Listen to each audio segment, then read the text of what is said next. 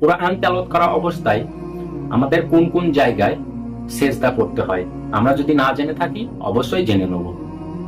Video খুব বড় করব না, আমি সংক্ষিপ্ত আপনাদের কাছে তুলে ধরব যে ঠিক কোন কোন সূরায় কোন কোন আয়াতে আমাদেরকে কোরআন তেলাওয়াত করা অবস্থায় সেজদা করতে হয়। এই বিষয়ে একটা হাদিস আপনাদের কাছে পেশ করব। মুসলিম শরীফ থেকে একটা হাদিস, হাদিস নম্বর 254।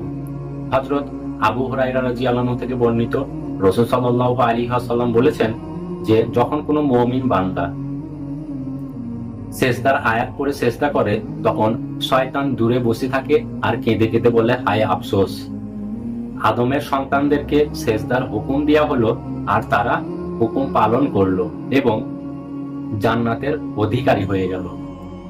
আমাকেও সেজদার হুকুম দেওয়া হয়েছিল, কিন্তু আমি আল্লাহ তাআলার হুকুম অমান্য করে জাহান্নামের উপযুক্ত হয়ে গেছি। আমরা এখান থেকে বুঝতে পারছি যে সেজদা করা আমাদের জন্য কতটা গুরুত্বপূর্ণ।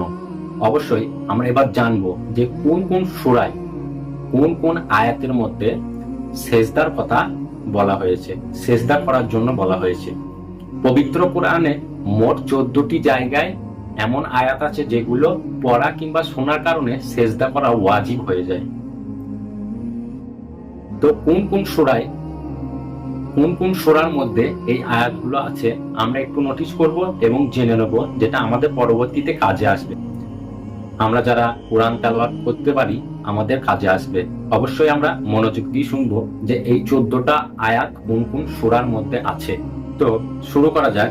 সূরা আরাফ আয়াত নাম্বার 206, সূরা রাদ আয়াত নাম্বার 15, সূরা নাহাল আয়াত নাম্বার 50, সূরা বানি ইসরাইল আয়াত নাম্বার 109, সূরা মারিয়াম আয়াত নাম্বার 58, সূরা হজ আয়াত নাম্বার 18, সূরা ফুরকান আয়াত নাম্বার 60, সূরা নামল আয়াত নাম্বার 26, সূরা সাজদাও আয়াত নাম্বার 15, সূরা সুয়াদ আয়াত নাম্বার 28, সূরা হামিম সাজদাও আয়াত নাম্বার 38, সূরা নাজম আয়াত নাম্বার 62, সূরা ইনসিকা আয়াত নাম্বার 21, সূরা আলাক আয়াত নাম্বার 19।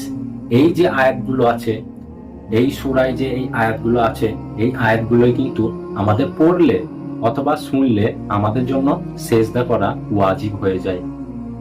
ভালো জিনিসকে গুরুত্ব দেবো। অবশ্যই যারা ভিডিওটা দেখছেন কিংবা শুনছেন, হয় ফেসবুক থেকে কিংবা ইউটিউব থেকে।